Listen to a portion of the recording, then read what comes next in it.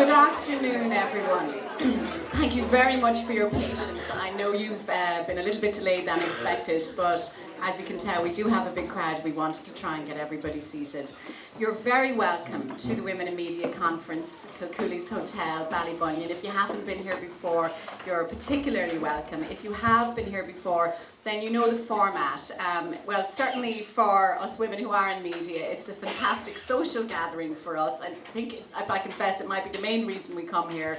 But of course, we also come here to talk to fascinating people about interesting subjects. And today, I feel immensely privileged with the topic that we're going to be talking about and with the guests that we have here today. Of course, when we originally were designing the programme, we thought this would just be about Brexit.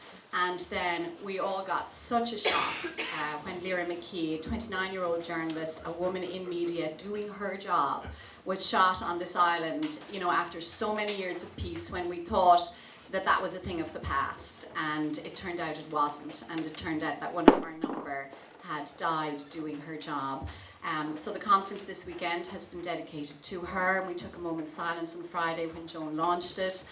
And that means, of course, this morning we'll be diverting a little bit from our topic to give some time and context into what happened, why, what is the real threat, and how that fits into, and I think it does very much fit into, a lot of the themes around Brexit, and particularly identity. Because I think we can all agree a lot of this isn't about economics or rational thinking, it's about who people think they are and who they really want to be. So we'll be discussing some of that. My guest, Mary C. Murphy, is a lecturer in University College Cork, and she's the author of this great book, Europe and Northern Ireland's Future, so very much on topic today. And she tells me that Micheál Martin presented a copy of it to Michel Barnier, so that's what he's been using for homework. So if you want to do your Ecker, this is the book you gotta read, okay? And of course you're familiar with our former Taoiseach Bertie Ahern, architect of the Good Friday Agreement, and whose insights and advice, I think, have never been more necessary for us.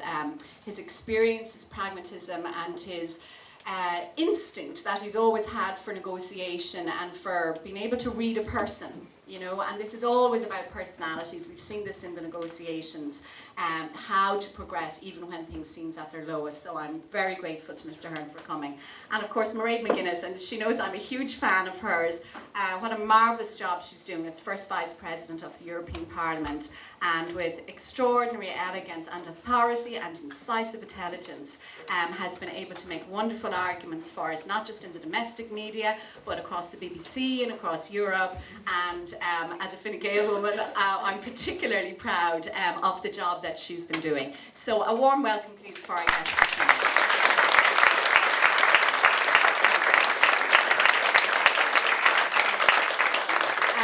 Bertie, if I could start with you, please. The sad thing is that I think you had been concerned for some time about the threat of terrorism in the north, and I'm ashamed to say I, for one, certainly wasn't taking it seriously, but we just got a big wake-up call. Yeah, first of all, Sarah, I'm delighted to be here and really appreciate the invitation. Being a man, it's nice to be at the media conference, so it's... We let the odd one in to keep us on our toes. Thanks, Ray. So, good to be here, and well done. I know it's been building for a number of years. So to all of you who organise it and make it such a really good event on the calendar, well done. And it's lovely to be back in beautiful Ballybunion again, and always nice to be in the kingdom.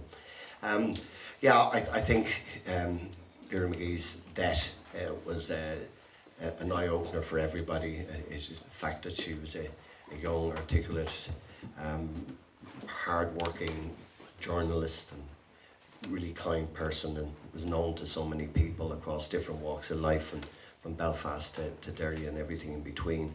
I think even made it more horrific, and the fact that it was done in such a malicious and irresponsible way of a person just shooting down a street with a whole lot of civilians, not to mind security people, and that was bad enough, but it was horrific. And I think the whole funeral and the events around it have been horrendously sad on one side, but the wake-up call on the other maybe is a good thing. But as Father said at the funeral, that it was so sad that that's the way it has And to be. on that, the point that he made that moved people so instantly was, why had it taken her death to get people like Arlene Foster and Mary Lou MacDonald together? Why had it taken that? Why have they not been able to talk to each other? Well, I think actually the interesting thing about the line that was written, it was Reverend Good wrote that paragraph in the speech. It was Reverend Good, who I know very well, and I've been at numerous conferences with him in the last few years. And he, he's been making that point, and I've been making the point, and many others have been making the point that they should be down to the talks. There are a number of points. There's no easy answer to that, Sarah, but one of the big problems in Northern Ireland is, and if you're in the bubble of Northern politics, or the bubble of DUP or Sinn Féin politics, or maybe any of the other political parties, they have got to the stage where they believed, wrongly so in my view, that their own electorate, or the electorate generally, didn't really care that there was no institutions. And every time you challenged them in private, you got the same old answer. And just a week before Lyra died, I was up in Belfast at the Paisley event where they were launching the woodwork to Reverend Paisley. And I met the DUP people, I met the Sinn Féin people, I met other people as well. And they were saying, listen, we're not under any pressure about the institutions. But I think you saw from when the priest said those words, he was only 60% through, and it was the crowd outside started cheering, and then it came right up the church to the end, and all the politicians looking uncomfortable. Now that wasn't the intention of it, but they did. But that was the difficulty, that they believed that there was no pressure on them to actually deal with this. I think there is pressure on them, and the institutions came down for one reason. Now everyone nearly forgets why the institutions fell down. Mark McGuiness was very ill. He got fed up with Arlene. He wanted her to stand aside for a little while they finished up the environmental scam that was going on that they had created. The report is still to come out. So, and then they nearly started it last year, in February last year, and then that collapsed. Mainly because, I don't be finger pointed too much, but it collapsed because Arlene didn't actually sell the deal.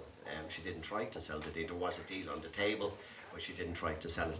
Anyway, then they all stopped, as they do in the north, and they said, but we did try. And then they forget about it and somebody else died. I think it's no harm to reflect, if I just mention a few figures. In the last decade, 20 people have died from violence in Northern Ireland, Lyra being I think the 21st. From the time of the agreement in 1998 up till 2008, 88 people died in the north. In the previous decade, which was the decade up to the Troubles in the north, it was 658 died. And if in the previous decade, it was just short of 1,000. So there have been people still dying, but not many, about 2 a year.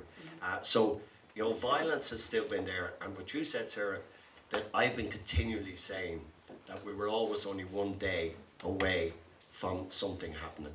The ATM robberies in the north are not being robbed by the Boy Scouts, and since Christmas I've been saying this. They've been robbed for a particular reason. There might be criminality, but it's associated with somebody wanting to buy arms, and these are the difficulties. So politicians should never allow centre stage to the violence. And every time in Northern Ireland, including some in my own period, we made a mistake in 97, at Christmas in 97.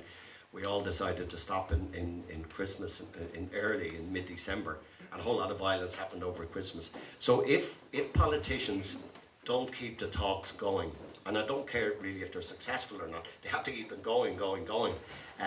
Then, of course, I'd love to see them successful, but you have to keep at it. Mairead, I'll be honest with you, when the government was putting so much emphasis on the peace process in the context of the Brexit negotiations, I thought that maybe they were playing a card, that the true priority was protecting the economy. And they were talking up the need to preserve the Good Friday Agreement and the institutions because that played better in the media. And obviously now, given events, that analysis has proved wrong. But do you think in some way this crisis might prove helpful, that the Brexiteers in the UK might actually now believe it wasn't just talking the talk, it wasn't just a card that was being played in negotiations, this threat is real? Well, thank you and welcome everyone. I'm delighted it's a full house and you are blessed among women, Bertie, and we will look after you well. Very well, maybe. On a very serious note, I hope that priest was targeting the politicians, because in my view, he was. He said it, he meant it, because why should it take anyone's death for politicians to do their job? And frankly, when the leaders came together at the spot where Lear was murdered and stood shoulder to shoulder, I thought they had some neck in a way, because I would have thought, you know, you weren't there to drive the politics, to have the discussions, and you allowed a vacuum be created where violence had never gone away fully, because there are disadvantaged communities and there are people who want to resort to the past.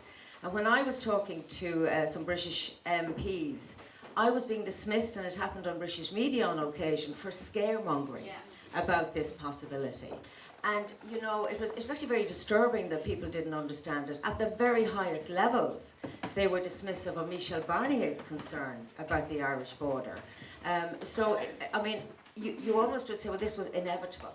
And the fact that it's a journalist, anyone's death is terrible, but a young journalist is particularly terrible. But on a wider note, globally, journalists are being attacked and murdered. So it is a profession that's under attack. As to the government's approach, remember it was the former Taoiseach Enda Kenny who raised the flag about the impact of Brexit on Northern Ireland, because the UK, during the referendum, did not think about it. And it was the late Martin McGuiness, which I wish he was with us still, actually, because I think he would bring a wisdom and an understanding that is lacking today. But he wrote a letter with Arlene Foster to the British Prime Minister after the Brexit referendum. I haven't the text in front of me, but it is worth reading, because they both pleaded to make sure that the men of violence or the smuggling or things of the past would not re-emerge because the UK was leaving. Is that part of the problem, that those key people who remembered the misery of the Troubles and who came to the negotiating table because they were tired of going to funerals are now off the scene? They're either dead or off the scene, and that there are people now like Mairead MacDonald and Michelle O'Neill who just haven't been through it and don't appreciate how serious it is, and they never had to do that trail of tears going to funeral after funeral after funeral. I don't know, maybe that's part of it, but I would have thought, like, I'm from Louth, so in RD, and I would have remembered growing up, my teen years, the Troubles. I remember particular murders and bombings Probably and shootings. Tom Oliver and was... all of that. And in a way, and I say this openly, I often wonder, did we do enough here in society to understand what was happening fully in Northern Ireland? You did, as Taoiseach, you did that. But I was at the races on Monday in Punchestown, and a lovely couple from Northern Ireland came up to me, as people do, just for a chit-chat, and they actually said, look, please don't forget us this time. Please understand what's happening in Northern Ireland. And I get a lot of emails and letters, which is lovely, nobody writes anymore, but some people do, from people who will not ring Joe Duffy or will not be on the airwaves, and they're just saying, look, be very careful, because our communities were divided. We were beginning to, you know, not forget or not completely heal, but the scars were sort of coming together a little, and now they've been picked open. And nobody is quite clear as to what will happen next. I hope that Lyra McKee's murder will do what it should do, which is bring politicians back to the table. But I've listened to a lot of seasoned commentators and journalists who are fearful that it will not. And I recall a similar, during the United Kingdom referendum, there was a politician murdered. And I honestly thought that that would wake up society in the UK to say that if you instill hatred between people in your society, bad things happen. But it didn't change the outcome. It actually had no impact. Let's hope that in the case of Lyra's death, it has an impact. And again, last night, I was out and about, and I talked to one man who lives in Northern Ireland, and he talked about his past and his desire for his children, and he again said, please don't forget us. So when the Taoiseach, Leo Varadkar, has said, we will not forget you this time, you will not be let down, I think we owe it to ourselves, because it's a small island. We understand that Northern Ireland is part of the United Kingdom, but under the European Union banner and because of the Good Friday Agreement, you could identify with how you felt you were. And that made a difference. When you are now facing a future where you are not part of the European Union, but you are Irish, you're still European, but the country you live on, the United Kingdom, is leaving. That has, if you like, sharpened people's sense of identity or fear that their identity is being robbed from them. And that's a really serious problem. And Mary Murphy, this is something I've often written about and read about, this power of identity and how it drives so much toxic behaviour in our society. The genius of the Good Friday Agreement, and yet sometimes I wonder its flaw, was that people were allowed to continue with their own sense of being a unionist or a loyalist and being a nationalist, and that perhaps that genuine evolution, that meeting of hearts and minds, didn't happen. And look at what's driving Brexit. It's identity. People have this abstract idea of being British and feel that Europe is robbing something from them. So how can you negotiate in a context like that where it's really just about feelings?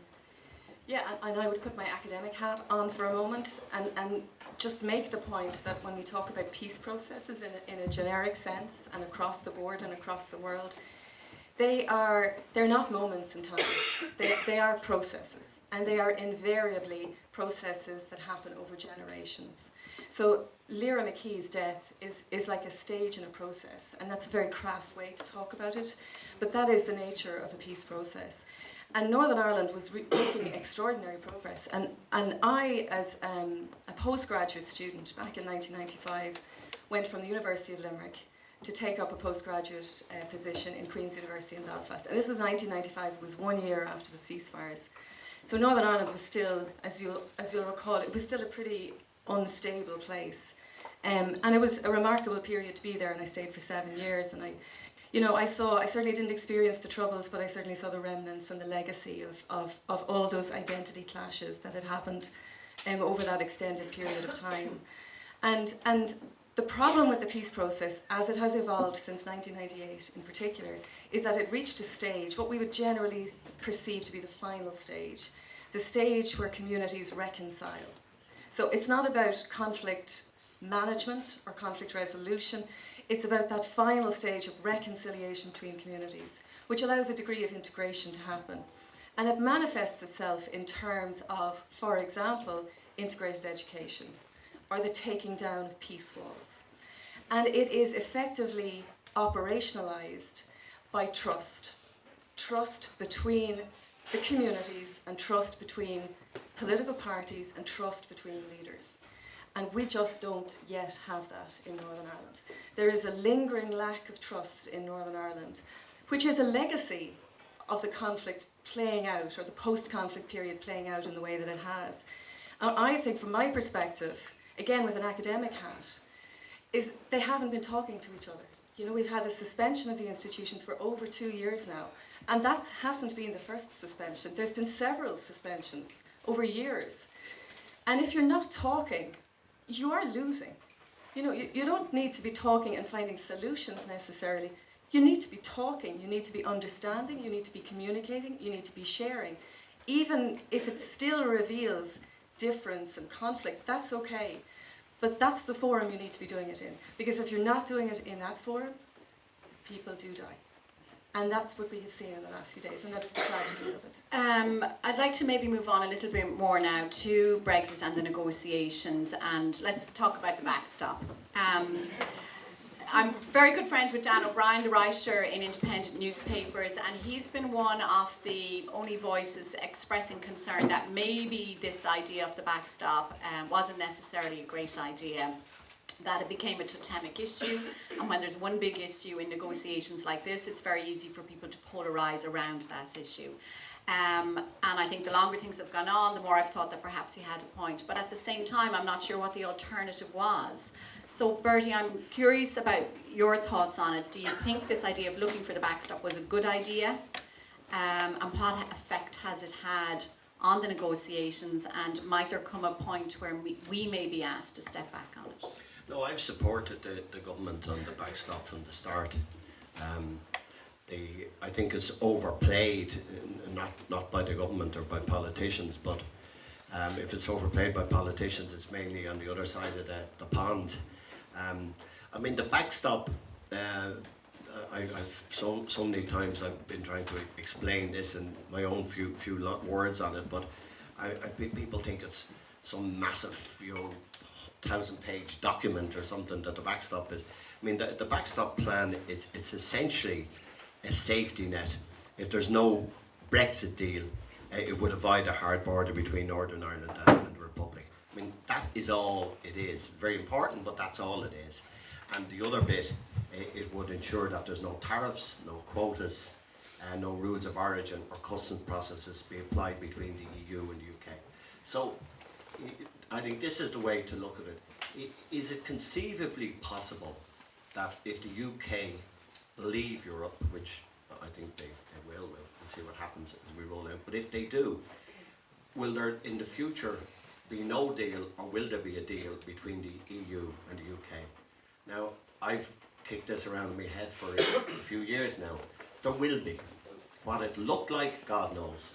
So the backstop will never be required. The backstop will never happen.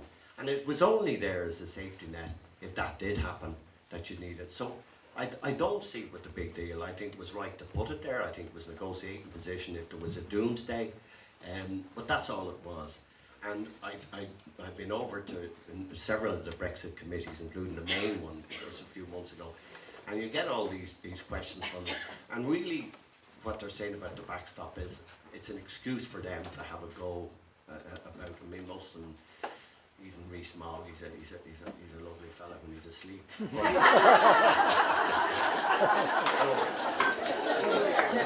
How do you know?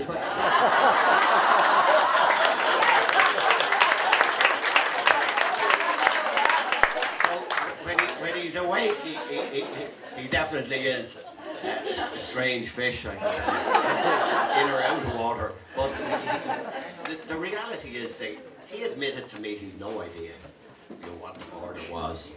I think a lot of British politicians thought the border was something up around Dundalk or Newry, that there was a gate on and that people went in and out the gate. I mean, the idea that it was 460 kilometres across the island, and that you could crisscross it, and there were farms and houses divided. They just didn't know. And regards to the fact that a lot of these guys went to Oxford and Cambridge and Eton, they're not very bright. This is the problem. So, my view, to answer your question, Sarah, there is nothing wrong with the backstop. It was a negotiating position. We shouldn't move it. We've no need. That Dan O'Brien's a good guy and he's a lot of good stuff. Well, I just think on the backstop, it's a negotiating card that we played. We continue to have it there. It'll never be needed, and that's it. But Mairead, on this, you see, you can have a rational negotiating position, but if you're not dealing with rational people, that may not matter. And I knew Jacob Rees-Mogg when he was in Oxford, because I used to be involved in debating in Trinity College, and we'd have these debating competitions between universities, and Rees-Mogg would show up looking exactly as he does today. He has not changed a single bit. And he was, all those rows in the Oxford Union were between himself and Michael Gove and Boris Johnson, who was going to be the president of the debating union. And they're still having the same row. They haven't changed. And the problem is, they're in control. And on the opposite side, look at the Labour Party. Jeremy Corbyn is a Brexiteer. He does not like the setup of the European Union. He wants to have state subventions for British industries. So how do you behave as a rational actor when the other side are not rational? Well, firstly, you appoint Michel Barnier as the Brexit negotiator, who is an extremely grounded and very, very bright man with endless patience. And I'm sure lots of people were thought of, and then he fell into the job. My view of the backstop is it would be much tougher, I think, than what Bertie has said. The more this goes on, for me, the more important it was that we had the backstop in place, that we had our ground rules of the divorce settlement. Because remember, this is only the divorce settlement, and we haven't even gone there yet before we talk about the future. And because I have met and talked to, and even watch media and read British media, the lack of understanding of what the European Union is left them with a huge difficulty in understanding what it meant to leave the European Union. It was almost in some of their minds as if it was, Europe was a building, this was the door, and we were going. And in fact, even if it was the door and you were going out of the house and getting divorced, you had to come back and sort out what was left to be sorted out. So my view is that the backstop was absolutely essential. And it was essential because of what we've talked about in the first part of this conversation, because we had to acknowledge that the fragile piece, the invisible border that I go across when I'm going to my constituents in Donegal, had to be left as it was. And for me, the big problem was when Theresa May took over and drew red lines about Brexit at a party conference. Bad idea. You can use language, and you could have got over that conference without saying we're doing this in a terribly British way. You're absolutely doing this, that, and the other. It's very hard to row back from that place. When she was confronted in the negotiations with the reality of her and our commitments and Europe's commitments to Northern Ireland, she was then offered this Irish solution, if you like, on the border, and realised she couldn't sell that to the United Kingdom. And she came up with the idea of what's in the withdrawal agreement on the Irish question. Which is the whole UK staying Absolutely, in. that was her idea, reluctantly agreed to by the European Union, and then she was unable to sell it back home. And of course she had to do that, but because of the bizarre politics, the DUP wouldn't agree to a Northern Ireland only solution. Their priority was that whatever was happening in Northern Ireland had to be part of the whole UK. So it's just bizarre the way the politics worked out. Well, everything about it is, it's a tragedy from the very moment David Cameron had a brainwave, as he thought, to hold a referendum, which he didn't prepare for, didn't think of the plan B when people might vote to leave. I absolutely knew the United Kingdom were going to vote to leave, because the emotion in the referendum was with those who were passionate about leaving and what it would do to their great country once they left. On the other side, and including David Cameron, when he was in businesses with his white shirt and sleeves rolled up and talking about the importance, the economic importance of the European Union, I fell asleep. And I love Europe. So how on earth was he ever going to convince those who needed convincing in the United Kingdom of the value beyond money of Europe? And as you said, immigration turned out to be the big kind of key point in it. So for me, the strength of what we have on the table, the fact that the British Prime Minister has not tried to renegotiate the withdrawal agreement. She looked for reassurances and she got them. And she knows there's nothing else to give. I'm curious to know what's going on in these talks between Labour and the Conservatives. I don't think a whole lot, to be quite honest. No. I don't know if you ever read that column by Matthew Paris about Theresa May, and he tried to think the best of her. And all he was hearing about the people who worked with her, no, she is the Death Star of negotiations, that there's just a blank face, there's no give. You go in, you have a conversation with her, you think you've made progress, and then she walks away and actually absolutely nothing has changed. Yeah, can I bring back a word that you used, Mary? Trust. Because in a way, what's happened, and it is worrying from my point of view, Europe has been, quite grounded in all of this. There's been an occasional tweet that causes some excitement, but we've been quite focused on what we want to achieve here. I worry now that the trust between Europe and the United Kingdom has weakened considerably, and I think that's inevitable. But you can't negotiate if you don't trust each other, and that's troubling me. And look at what we're facing this coming week. We have local elections in the United Kingdom. We have manifestos being drawn up by the parties in the United Kingdom for the European Parliament elections. We're supposed to review whatever state we're in on Brexit in June. We have the election. So there's so many things feeding into this, and there is a very, I suppose, thin layer of connection. I think the trust, in my view, has to be rebuilt in order for us to get to the second phase, which is the future relationship. So, Mary, let's talk a little bit about the personalities. And Can I say something yes, about the do. backstop? Do you mind if I the one word we haven't mentioned in relation to the backstop is unionism. And I do think it's important. I really do think it's important that we, I suppose, try to exercise maybe some generosity of spirit in trying to understand the objections that unionism has to the backstop. And I agree with both of you that the backstop is an essential feature of the negotiating environment for the Republic of Ireland, and that the Irish government really had no choice but to be as hardline as it was. But there is a community in Northern Ireland, and it's not just the DUP, it's moderate unionism as well, and they feel deeply aggrieved by the backstop and its potential implications. for their place within the United Kingdom. And we can't write that off, you know, we can't ignore that. And I think there's been, to a certain extent, there's been insufficient acknowledgement on this side of the border about how deeply unionism feels aggrieved by the backstop. And I'm not sure how you address that, but you know, there are probably issues around language. Unionism can be its own worst enemy as well, in terms of some of the characters who are filtering the unionist message.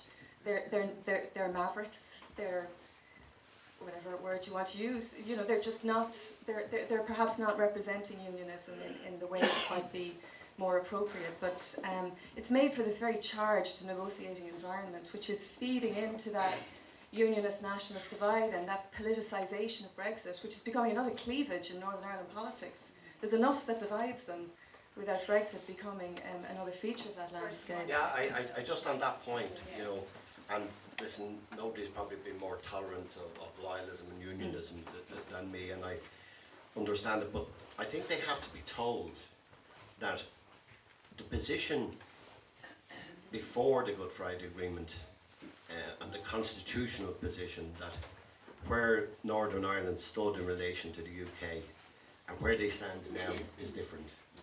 The North of Ireland, when we changed our constitution here, it was on the basis that we stopped claiming sovereignty over Northern Ireland, Articles 2 and 3. And whether they were real or not, they were in our constitution there since 1937. We removed that, but the quid pro quo was that Northern Ireland was no longer the same as it was for years. So they have to get that, and they have a difficulty getting that. And as I said to them in the Lords, you know, Finchley and Belfast, and they're not all the same as it was. I accepted in the Good Friday Agreement in the Constitution, it was a big issue to try and convince my party and then the country to drop Articles 2 and 3. But it was on the basis that I was saying we were not claiming jurisdiction or sovereignty over Northern Ireland any longer, but they also had to accept that the relationship between Belfast and London was going to be different. Unionism have a problem getting that, and I think, you know, I agree we have to be kind of nice to them, but you know, they're not going to walk on us any longer, and I think this is the difficulty, and they have to understand that. And the people of Northern Ireland voted to remain. As a collective, Northern Ireland understood themselves the value of being part of the European Union. And the Ulster Unionists also wanted to be part of the European Union, because I have Jim Nicholson, a very good colleague in the European Parliament, who would have articulated that. And in fact, we'll miss his wisdom in the European Parliament. You need people who have, the memory, this institutional memory of things. And I would have a very good relationship with Diane Dodds, whose husband Nigel is DUP. And it's very interesting to see how relationships can change now because of Brexit. It does make a difference to how we are physically, almost, in lifts and things like that. And when there is a sundering of relationships, it leads to other things. I think that what's been very strange for me is that farmers, and I deal with a lot of the farming community, farmers who voted leave in Northern Ireland were in my office saying, we want to sell our lambs still into factories in the south of Ireland and sell them into France. You see, because they didn't realise what Europe meant, they thought life would continue, except that they wouldn't be in Europe, but that everything else would be the same. And I think there's been a whole kind of, waking up to what Europe is and how it works, and maybe it wasn't such a good idea to have taken that decision. On the other hand, equally in the United Kingdom, we have to accept that a lot of citizens in the United Kingdom, a lot of them turned out to vote, and the majority voted to leave the European Union. Regardless of how we feel about that, that is what they did. So when Bertie says, I think they will leave, to some extent I reluctantly kind of believe that is... Yeah, and Mary, I've come to this conclusion too, that at first I thought, you know what, the game here is to keep them in. Mm-hmm. You know, keep them talking, and big money and big capitalism will rise up in the end and say, you're not walking out, there's too much at stake. But actually I think things are so poisoned now. For the sake of the European Union, they need to go, because they're just disrupting the agenda. And for their sake, they need to go, because if they don't, it will poison democracy there. The only pity is the harm it will do to us. So what do you think is going to happen? Will they go, or will the can keep being kicked so that they just perpetually stay in? Jeez, if I knew I'd be off to Paddy Power. Give it a shot. Give it a shot. First of all, that first one, do they need to go for all our sakes? Do they need to go? I mean, the thing, if they stay, if I look at it that way, if they stay, that doesn't resolve the fundamental problem for Britain in relation to their relationship with the European Union. It won't address any of the issues that were voiced during the referendum campaign, many of which actually weren't even about Europe. You know, a confusion about migration, issues around sovereignty, issues around trade, etc. The NHS, all of these things were bundled into the mix during the referendum campaign. And they were, to a large extent, being articulated by people from certain socioeconomic backgrounds, in certain parts of England in particular. What do you mean by that? People who have not experienced the benefits of globalisation to the extent that many of the rest of us have. And, you know, who live lives, you know, perhaps in low-paid jobs, or who live on welfare, who have low educational attainment. And we know that from some of the polling figures following the referendum campaign, you know, that the profile of a Leave voter fitted many of these particular categories. And the UK leaving doesn't necessarily solve that. Likewise, the UK staying, how do you address that? Now, there are ways and means of addressing that within the European Union, but there's a fundamental misunderstanding about how the European Union plays a role in terms of economic policy and social policy in particular. Yeah, Mairead, could I come back to you on that? Because one of the upsides of Brexit is all the fine journalism. Kevin O'Rourke, the economic historian, has written a fine book on it, and he was making the point there have always been peasant revolts against globalisation, and in Europe in the 19th century, when grain was coming in from America, peasants were revolting because this was damaging their lives. The strange thing about the European Union is that for a lot of it we were following this French agenda of introducing a welfare state across Europe where there would be great protections for workers and for consumers, which is a positive thing. And yet the perception is that it is this capitalist conglomerate in which poor people have lost out to globalisation. How did that happen? And how can the job be done to persuade people who have been left behind that it's not the fault of an unelected elite in Brussels? Bad journalism let it happen. Yeah, I can see that. I mean, I don't say that with any great pleasure. I was a journalist myself, and I mightn't always have done great work. But if you thought that you could counter at least 20 years or longer, I mean, over 40 years, a narrative that everything that was wrong in the world came from the Brussels elite. I'm a Brussels bureaucrat, by the way, and we you know, I mean, really, do they know where I'm from? Yeah. They call me Ma at home, you know, so I'm no member of that. But in a sense, it is impossible to undo what is now absolutely built into the genetic code of a great number of people in the United Kingdom who have no truck with Europe, who do believe that it is the cause of all ills and stupidity and is trying to take over a great nation. And I think there is a great body of work to be done as to why a great nation is so vulnerable. I mean, what is happening there that they have that vulnerability? Because you might imagine it would happen in smaller nations because we're rocked about the place with globalisation, the good and the bad. And I think it's because I think British society is quite... you're there or you're in the middle. It's very kind of structured. And when I saw, I mean, we have problems here, but when I looked at programs like Panorama showing how people on low wages hadn't a thing to eat in their presses until their week's wages came in the next day. I mean, but that's something that the UK itself can fix. That's not a European idea at all. I mean, there's much more talk about a social Europe today than ever there was before, and that's really important. Yeah, and the austerity programme that was introduced in the UK after the financial crisis by George Osborne and David Cameron, the project there was to shrink the state. And they've done it to their own people, but managed to deflect the blame onto Brussels. But Bertie Ahern, have we been guilty of the same thing here, that for us Europe was about money? And we never really bought into the larger project. We just saw it as a tap. Well, I think in the early years, quite frankly, we did well on the structured funds, the cohesion funds. But on the other side of that, we were losing a lot. I mean, in the area I grew up in, there were huge car assembly plants, Morris and Chrysler and McCairns and all of these companies, and now they're all gone, they're apartment sites. So there was quid pro quo in it. But if you look on the other side of it, if you look on the, where the benefits, I mean, Europe is all about goods and services and capital and people. I think we have developed that very well. If you look even in Belfast, I mean, I've seen this recently in Belfast, you see it's rebuilt. I mean, Europe has been hugely helpful to it. The new industries, the investment from Europe, the help from Europe, it's terrific. For those of you who are YouTube fans, there's a great, the journalist from The Observer, Carey, she has a great piece of her editor asked her to go to South Wales. It's about a 10-minute piece, but it's really well worth watching. And it's in her own area in South Wales, what was a mining village, and everybody lived on the mines, and after the Thatcher's years, the mines closed.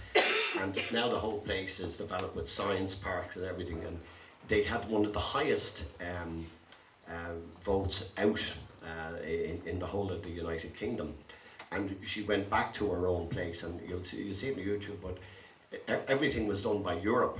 And she went down to the people who were feeling less well off and the marginalised people, and she spoke to them. And he said, why around here do you not like Europe? I said, Europe have done nothing for us. And you'll see it on the thing, she explains all of the things. And unfortunately, you get into that. Like, it annoyed me last week when I was the terrible murder in Cregan, and people were saying, oh, there's terrible disadvantaged people in Cregan, and that's why people are members of the IRA. I don't buy that. People have joined the new IRA because they've been got it by godfathers and godmothers, and given enthusiasm that they should join up this. And there's only one good book written. Melissa McGuiness has written. She did 2 or 3 years research on unfinished business. It's the only book on the dissidents, and she went out and spoke to the dissidents, and they break down a third. A third are ideological driven. They believe in a united Ireland through the barrel of a gun. A third are criminals, and a third are kids looking for something to do after school or don't go to school. So I think we should never believe that ideological people are because of bad circumstances. I mean, there are different reasons. I'm going to throw it open to the floor in a minute. I just have one final question I want to put to Mary Murphy, and that's about personalities on our side, because it is easy for us to slag off the personalities on the other side. I can't help wondering if Enda Kenny was Taoiseach, or indeed even someone like Bertie maybe, could the relationship between us and Theresa May have been a bit warmer? I'm a dyed-in-the-wool blue shirt, make no apology for it. I think Leo Varadkar has many good qualities, but he is a bit awkward, and she's a bit awkward. If there were different personalities on our side, might it have been played differently? I could have put that question to Marie, but I decided not to embarrass her. All right, okay. What do you think, Mary? Fine, we've played a good game. We got Ireland on top of the agenda. The backstop is what it's all about. But, could we have made life easier for our British counterparts? That's a hard question to ask. That's what I'm here for. Leo Varadkar is younger than me. And Leo has, by his own admission, doesn't have a very strong memory of the Troubles. So he has a different sort of life experience of what happened. Sorry, can you hear me? Yeah. He has a different life experience in terms of what happened in Northern Ireland, and a different appreciation of what the situation was. I think there must be an element of that. I mean, I teach kids in UCC, kids for the last 10 years or whatever, and they're kids from 18 up. They have absolutely no memory of the Northern Ireland Troubles, and they have a very different perception of what it was about as a consequence. Actually, one of the worst days of my teaching career was when I went in and I asked anyone, did they remember the fall of the Berlin Wall, and they told me they weren't even born then. But it's likewise now in relation to the Troubles, no memory of it. But so that's Marie, we've all read our Shakespeare, exactly. And history is not this linear series of events, it's about character and the coincidence of characters in different places at different times. So what's your read on how the characters on our side have affected the outcome? I mean, there's no doubt, I think, it's a people business politics. It's not about structure and organisations. And actually you get more progress sometimes in the ladies or the lift or the corridors over coffee than you might get in formal negotiations. Enda Kenny was a great, He's a great man, a great people man. Physically, I mean, he used to run into women and grab them, you know, unconditionally, and they'd grab him back, and it worked, you know. In a good way. In a good way. He did it to me and it felt great. Yeah, I have to say, I Anytime. took some pleasure in it too. And that's the type of man he was, and thank God for it. And he led our country at the worst of times, and I just met him recently, and he looks great, and he needed a rest. And Cotton and Joe. But coming back to the serious point, what has troubled me a lot is that there is certainly a rift in relationships. Lives are great places. I obviously spend a lot of time in them. I keep mentioning them. But I have heard some very nasty things said about our Taoiseach to my face. From who? British MEPs. And I think because he's new and he's young, there's almost like, how dare you? Because, as well as that, let's face it, we've had a history. Things weren't always great between ourselves and the United Kingdom. In fact, they were horrific. And I suppose Brexit has brought up a lot of that, you know, stuff that had settled a little. But regardless of the relationships, if you take that out, and remember, my kind of go-to person on this is Barnier. Because he has not only done this job as negotiator, he knows Northern Ireland. He was an agriculture minister. He's a lot of history. And there is no doubt that things might be different, but I don't think the withdrawal agreement would be any different if we had Enda Kenny there. But I think the relationships might be different. But one would also say that Theresa May has a very different personality, even though I'm wearing the beads today, just in case anyone was making an analogy. You wear them better. Bertie won't wear them at all. But I do think relationships matter. I mean, I've had some face-to-face meetings with some British elected representatives and members of their diplomatic corps, which turned out to be YouTube moments if they had been actually taped. You know, that sometimes, you know, I suppose there is a sense in which, imagine that the Irish are able to speak for themselves now, from some who would be of a hard Brexit line. So in a way, yes, it has made a difference, but I think both leaders of our country have served us well in this. And I suppose I'm going to give a shout out to Simon Coveney, the Taoiseach and Minister for Foreign Affairs, on two issues. One on Northern Ireland and his absolute commitment and conviction and the time he puts into it. And he's doing that again. And on Brexit. I mean, he has just been, in my view, a real leader. And I'd also say my colleague in Meath, Helen McEntee, Minister for European Affairs, absolutely They just get the tone right. It's Yes. not necessarily what you say, but they get the tone right. It's pitch perfect. Do you not think, Mairead, Leo's statement when he said, no longer will a nationalist be left behind, that grated with me a little. I felt it was almost contrary to the spirit of the Good Friday Agreement, you know, that it's taking sides in a very, you know, in a very strident way, and it ratcheted up tensions with unionism in particular. I could debate either side of that, but actually when I talk to the people who I do talk to, and I listen a lot, that's what they're saying to us. Please don't leave us behind. And that's why, if you go back to why we're here, Brexit should never have happened if anyone had thought about Northern Ireland and the consequences that would flow from it. And that's why between now and whenever the United Kingdom leave, we have to have a very soft Brexit and a very orderly Brexit. My constituents in Donegal in the fishing industry, they're having a Brexit hit already. They had to catch most of their quota because before March they thought the UK was going to leave at the end of March. And there's like small things, but huge things, cold storage issues. None in Ireland have had to send stock abroad. The beef industry the same. So in a way for Northern Ireland and for the Taoiseach to make those remarks, yes, they are very pointed and they're very particular. But for a lot of people, I think they resonated well. And indeed the other issue about citizens in the Northern Ireland who are Irish and European, we haven't solved that as to how we're going to make sure that their rights are upheld because of the Good Friday Agreement. Okay, I'll take some questions now, and before I do this, I always remind people I grew up in a very strict household, and I would come into the kitchen and my father would be reading the paper and I'd have to say, may I speak? And he would say, be brief.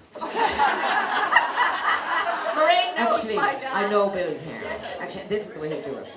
What? You do your line and I'll do his. May I speak?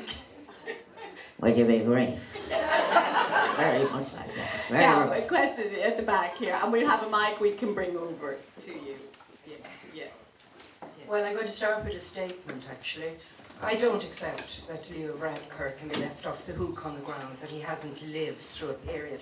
I didn't live through World War I and II either, but I know the impact they had. And if we look at psychologically at Britain, I think Fintan O'Toole has hit the nail on the head when he says they bailed out the French twice in England. They didn't recover immediately from that. So they have had an ambivalence going back that far. That's important to know, you know, so you have to do that. Secondly, I would really like to know why it is that we cannot see that having the farmers in Northern Ireland now united in realising that the distribution of goods from north to south is the key issue. And whether you're Protestant, Presbyterian, Catholic, Dissenter or Jew, as in the principles of Wolfe Tone, is irrelevant. So I would say that's what we need to focus on, is showing the goods going up and down through Northern Ireland. And that way, would you agree, Mairead McGuiness? That, do you know what, I'll take 2 or 3 points together maybe. Thank you for that. Anybody else here at the, this lady second row. Yeah. Actually, by the way, if maybe when you're asking a question, tell us who you are. It's nice to. Hi, I'm Ruth Ciara. Walsh is my name. Hi, I'm Ciara Reardon. I work in the BBC News in London. So I try and keep it brief, but I've got a few points. So basically, I have lived in the UK since 2011, and this is my partner Fergal here. The results, when the results came through of the Brexit referendum, and I'm a journalist and I'm in the BBC newsroom, 2 of us were shocked, and we also felt like, should we leave the country? Like, is this what people in the UK are saying, that you just need to go home now, we don't want immigrants? Because we knew that it was on immigrants. I also have lots of friends who are from all over the UK. They had no idea about Northern Ireland. They didn't know that there was the Northern Irish pound. They thought it was euro over there. They thought that people drove on the wrong side of the road or a different side of the road.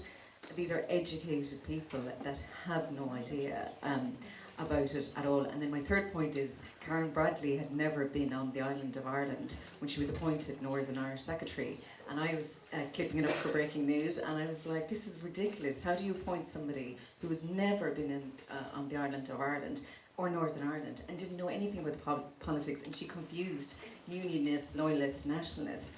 So, I mean, it's just a comment, but from somebody who's living in the UK as an Irish person. Yeah, the scale of the ignorance, and at a very senior level, and also people who didn't understand how the EU worked, people who should know, you know. Also that goes for BBC journalists as well. Yeah. Anyone else then? Barbara. Yeah. Thanks, Lily. Barbara Scully, thanks, Sarah. I just want to ask Bertie Ahern, if the mess that we're currently in at the moment in regards to Brexit, etc., is it throwing a spotlight on the fact that after the peace process, we here in the Republic in particular took our eye off the ball and didn't actually get in and work on the ground in communities in Northern Ireland to heal the lack of trust that Mary mentioned and heal the divisions. I never went to Northern Ireland until a couple of years ago, and I've lived all my life in Dublin, and I was really horrified by the fact that there's still walls and that communities are still, particularly working class communities, are so divided. And had we done the follow-up, had the peace been a process rather than just an agreement, we possibly would be in a better position now. It's just, I'd be interested to hear. Okay, if you want to take that, and then we'll address Ciara's points. And the other Maybe the point about BBC, I think, in fairness, I think the British journalists in the last few years, a lot of them, they spent quite a lot of time here, and there's been a lot of problems on it, but it is a fact that after 1998, the world moved on to other places, and the focus moved away, and I think a lot of the spotlights and the inside programs that were big on Northern Ireland. I mean, when we signed the Good Friday Agreement, there were 940 registered journalists that day in Belfast, and I'd say at any time after that was probably 40. So that's how the world moves on. I think we have to keep on engaging now. I don't want to get into the issue about Leo versus Enda. Go on. Come on. You had the job. What would Leave you him alone, Sarah. Leave the poor man alone. But I will say this, Enda was the person who was Taoiseach when the debate was on in the UK, and he did go over, and he was the one that was trying to influence them, and they didn't listen. So, you know, I think that point has to be made. After 1998 and where we went, I think that is true. The eye was taken off the, and if I can make the one political point, up until a few months ago, the North-South bodies, the Intergovernmental Conference, there was hardly a meeting for 5 or 6 years. That was our government's fault. Hear, hear. I don't want to name any personalities or any minister, but it was our government's fault. Hear, hear. I'm delighted, just on a positive note, I'm delighted to see you having a meeting next week. I think that's good. But as far as I know, that's only the third meeting in about 8 years since I left it all. And as far as I recall, only one of those meetings was at Prime Minister's Taoiseach's level. So I think that answers your question. And I think everything down from that, sideways from that, is true as well. And I think that well, let's not dwell on the past. I think from here on in, we shouldn't let that happen. And the other point I'd like to make, some people say now on the other side of Brexit, we need to set up new structures how the Irish and British government will meet. We don't. All they need to do is implement the Good Friday Agreement. And the other point is, the Good Friday Agreement, there are a number of really big problems that haven't been dealt with. And the biggest one is legacy. And it is really worrying that it's the sons and daughters of the next generation are beginning to take up the legacy issues.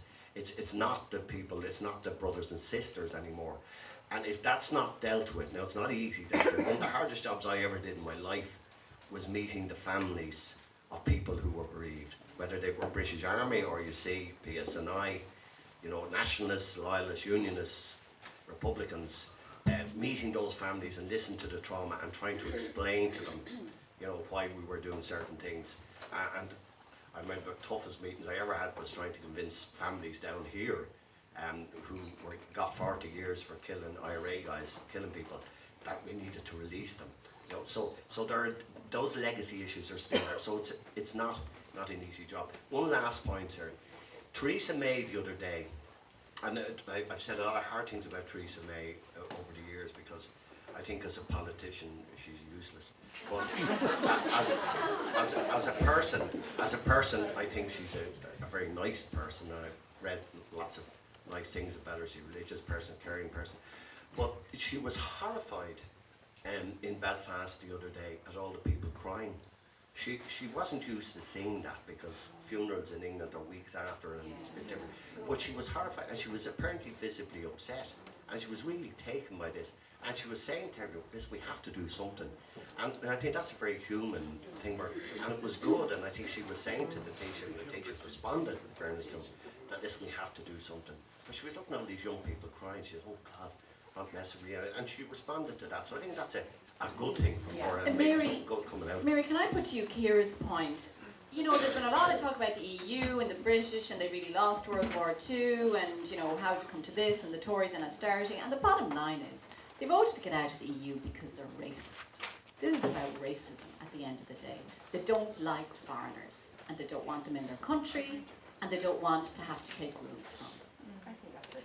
Yeah, no, that was definitely, there was a strong element of that to the campaign, there's no doubt about it. There was a very confused discussion about migration as well, you know, and it got caught up and it got captured by some, you know, pretty undesirable figures during the referendum campaign itself. You know, but I would hate to think, and I would hate to label British people in that way, to be frank. We all have British friends and relatives who, you know, that we adore. And it's the 52%. It is, yeah, it is. But I think you make a very interesting point, Ciara, about Britain. And for me, Brexit, if I to express an emotion about it, it makes me really sad. And it makes me really sad because of what you've just said. I remember being on South Mall in Cork when Queen Elizabeth II visited. And it was extraordinary because it marked a moment in the peace process to an extent where most of the people, of the thousands of people on South Mall that day, felt a certain warmth towards Britain. They felt maybe for the first time Britain understood us in a meaningful way. and in a respectful way. And then Brexit happened, and the campaign itself, I mean, I was invited to speak at, I've been invited to speak at loads of events, but the first event I was invited to speak at was in November 2015 in Canterbury. It was after the Conservative Party election win, and talk of a referendum was in the air. And I was invited to stand up and speak about the Irish dimension. And the response in the room of almost 200 people was, there's no Irish dimension. There's no Irish dimension to this. This is about the UK getting out of the European Union, so there's no Irish dimension to it. And that sort of set the tone. So the referendum campaign itself and the aftermath has really, like, there's a poignancy in the fact that it's revealed this, you know, utter misunderstanding for me about where the British-Irish relationship had gotten to, and where British-Irish people had reached a point where it wasn't just a functional relationship, it was a friendly relationship, you know, and there was a deep cordiality to it. And Brexit has really challenged all of that. And that makes me really sad, because Brexit is the outworking, to a certain extent, of a fundamental misunderstanding between two neighbouring countries. Here, here. You know? But it's more than that. It's a misunderstanding between the UK and the European Union. And I share your sadness, but I'm angry. Actually, I'm really angry. I'm angry for lots of reasons, because personally I've aged about 20 years. And lots of us You don't like it? Oh, I do. You don't? Underneath this, whatever it is. No, I'm angry because we are spending time on an issue which shouldn't be happening. And we're not finding an answer to the questions that it raised. There are other issues that Europe needs to deal with.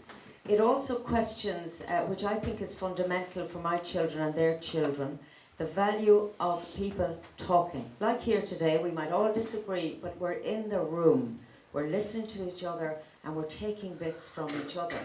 And, you know, when I got elected in 2004 to the European Parliament, I was younger, but I was impatient and, you know, wanted to get things done. And I learned very quickly that the only way you get things done is to listen first. So to your point about journalists not understanding the Irish complexities, I had no idea really about the history of Latvia, Estonia, Lithuania, or even the complex history of Italy. And by God, I've learned it all. And therefore, I don't make huge judgments. I wouldn't call our British friends racist at all. Some are, indeed some are here in Ireland as well. But I think because we're such complex groups and individuals, and Europe is complex, I'm angry that we are doing these talks and negotiations, and we have impacted badly on Northern Ireland, and we do not know if we can fix that. And I'm sad about that. And last point, because I think it is important to say about the European Parliament, it was a place in the past where Ian Paisley and John Hume and people could find common ground, neutral ground, have a coffee. Couldn't do it back in Northern Ireland, but could do it there. And to those who dismiss the European Parliament as a talking shop or everybody looking after their own interests, if anything, Brexit should make the European Parliament stronger. And also we shouldn't just talk about our issues, because I note in this conversation it's all about poor us. What is Brexit going to do to us? Remember that there are 26 other countries that are equally concerned, not in the same way, and who have stood by us in an incredible way. We had the new... And in a way that wasn't expected, there was this sense that we'd be thrown under the bus. It's and still we there. weren't. I mean, the number of people who would come up to me and say, do you think they'll stick with us? And I hope I can explain this without sounding rude, in the sense that, are we saying that because we might not be as loyal if we were asked by a country of Europe to show solidarity to them? We might find a bus if it suited us to put them under. And I would say, to the credit of the leaders and my colleagues in the Parliament, they've actually really worked hard to understand what the issues are and have spent time. My office has been like an open door with lots of leaders, opposition leaders, all sorts of people coming in, having a conversation. And, you know, when we go to wrap up, I want to come back to you on that point and remind me about that. But Padraig O'Sullivan wants to ask a question, Mary Dundon, and then one more here, and then we'll wrap it up because it's getting a bit hot. So, Padraig, would you go for it there now? You're all very welcome. I feel that Britain won't leave the Union for the simple reason that there is confused. I spent 25 years over there. I'm married to an English woman. And the same confusion, what does Brexit mean? It is by, you have a government being propped up at the moment by the DUP. They can't agree on the time of day. And I'd like to ask Mr. Ahern, do you feel that a general election might clear the air over there? Okay, well, pause on that one. Thanks, Padraig. Mary Dundon. Just a very quick one for Bertie. Maybe stand up so we can hear you. Yeah. It's so fragile in the north at the moment. Do you think we need to get someone like a George Mitchell in again there now? Here. Yeah, That's just my main question. George Mitchell. And then there was another lady here. Oh, no, oh, hi, how are you? Stand up. It's Jackie, isn't it? Yeah, Jackie Hurricane. Yeah. Chairperson. Just two very quick questions. I personally felt myself that that Christmas that the negotiations seemed to be very successful by the Irish government. Yes. I got the impression that they were more or less rubbing their hands in great glee that a united Ireland was going to be introduced under their watch, and I'd like the panel's opinion on that. And the second one, briefly, what are the chances of the Queen Mother, intervening and telling the House of Lords and the Parliament to get their act together, because television for a long time has been a joke. And just one thing that being a tourist town in Ballybunion, I saw an increase of British visitors coming to the town after the Queen's visit to Cork, when she was the hero there. And I would always ask them, are you here playing golf? No, we're not playing golf. And I said, how did you come? Have you been to Ireland before? No. And why did you come now? And they said, there must be something charming in Ireland, because it's the first time we saw our Queen smiling and laughing. Okay, thanks, Jackie. Look, they're great questions. So briefly, and maybe if you want to pick a particular one, Bertie, maybe if you take on the one about George Mitchell, please. Do we need another George Mitchell? Well, I think the government have set aside really the month of May now for the negotiations, and the Simon and the Secretary of State will be leading those. So I think for now, I think that's it. It'll probably just complicate it, somebody coming in. I do feel, but there's a big difference between a meeting and negotiations. A meeting is where people sit down and talk and set their views. Negotiations are a very different thing, where people have to really work at it. And I hope we're into a round of negotiations, and that's the important thing. So I think for this month, leave it. But if it doesn't work, if it works, great. But if it doesn't work, I agree totally with Mairead said earlier. The talking should continue. They shouldn't just say, oh, this failed. They should just keep at it and at it and at it. Because if we don't do that, ultimately, you know, it'll run into the ground. And I think negotiations need to go on indefinitely, and not to give because the real IRA are recruiting in the north. They are fundraising. They are back into. They're not a huge organisation, but they're a dangerous organisation. So politicians just have to keep centre stage.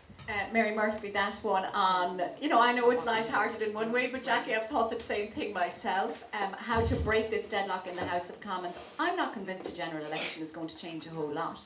And fine, the great drama is the Queen saying, for God's sake, national government, do something to get it together. What is the solution to break the deadlock in the House of Commons? You're giving me all the really hard questions. Well, you're the clever girl, you're the academic.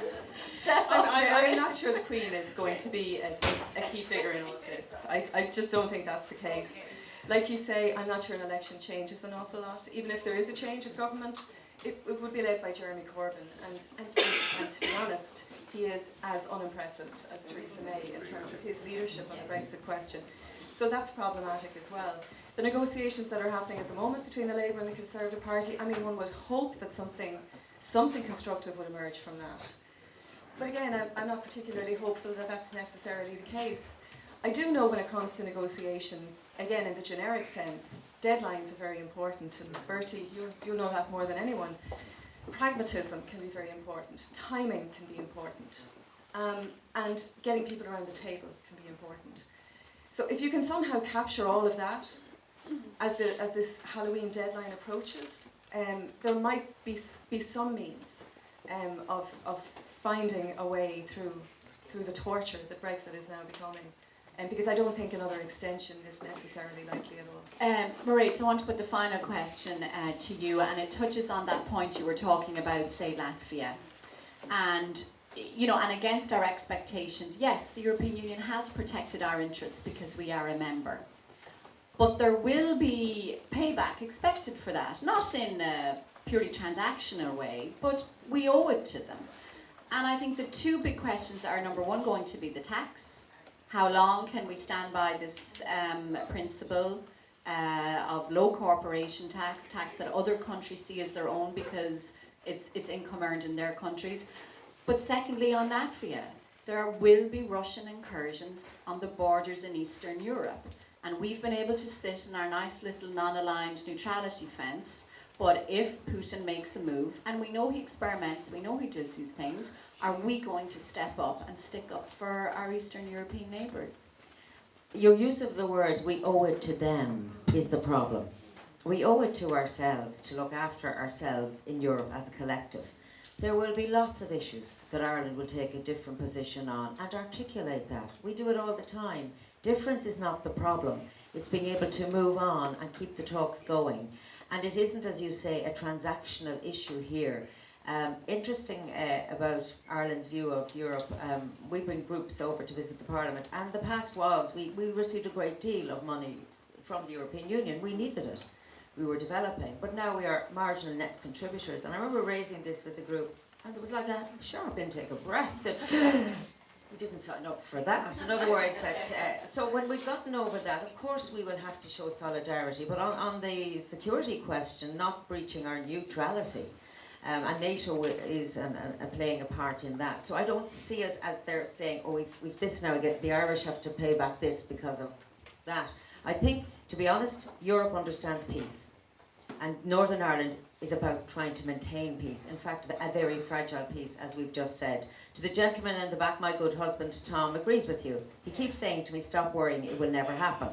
I wish I could believe the same. On the question of Northern Ireland, I think there was a very good point. I think it was a gentleman raised the question about Glee, about Northern Ireland. Yes. Yeah. You know, when I'm chairing the debates in the Parliament and the DUP colleague stands up about the precious union and their absolute conviction wanting to stay in the precious union, and a Sinn Féin colleague on the other side steps up and says, there must be a united Ireland now. I say, plague on both your houses, because actually you have disrupted a process which will take generations, and we've actually stepped it back. And I try and say that to them by quoting Seamus Heaney poetry occasionally. And they listen sometimes, but don't respond. As to the Queen, I have to say, I was, like many people, quite worried when she came. How would it all work out? And it was a fantastic moment for, I think, the UK and ourselves, and for the Queen. I'm a great fan, I have to say. And God love her, she has a house to mind and sort out. And my last point around the House of Commons, and I think it's a terrible tragedy to see a Parliament in such turmoil. I take no pleasure in it. Lots of people go, look at them, it's great. I take no pleasure in it because a lot of them are very stressed and burdened because they can't see a way forward. And the truth of the matter is, the withdrawal agreement and getting this over the line is blocked by Remainers and Brexiteers. And I think the Prime Minister will never persuade Remainers to vote for it, because then that gives up all hope they have of staying in the European Union. Her only hope is to try and convince the Brexiteers that if they don't sign up to it, they will be stuck in the European Union. And I'm not sure she will even convince enough of them to do that.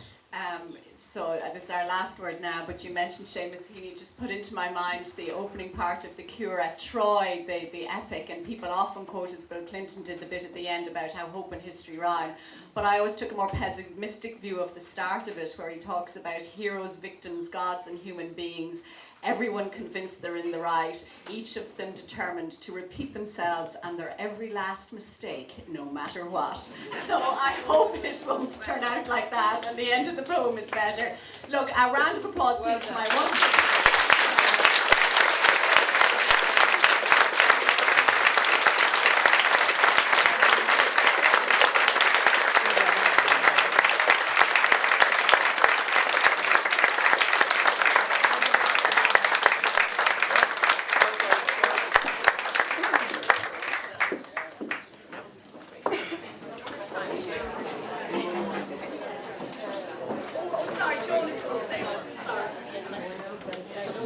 Rush up here, but just bear with me 1 minute. It's just, Just basically thanks everyone. It's been a fantastic weekend. We started off on Friday saying it was all about the conversation, and most certainly has been. It's been fantastic, so thank you all. The panel this morning, Sarah. One of the things in Friday evening I said when we started doing this, one of the things that I personally got from it was all the people that I met and the friends I made and that women really had given to me. And it was the meeting of the good and kind and supportive women. This lady has been one of them. Sarah.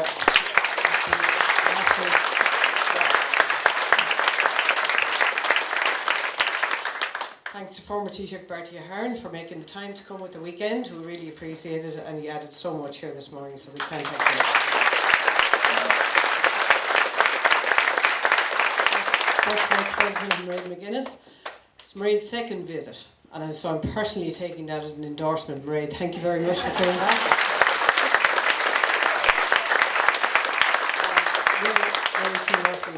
Thank you very much for coming. I'm delighted you mentioned the Queen's visit to Cork, because if anyone has been here for the weekend, they've been looking at those photographs and wondering why have we been showing her in the fishmongers in Cork all weekend.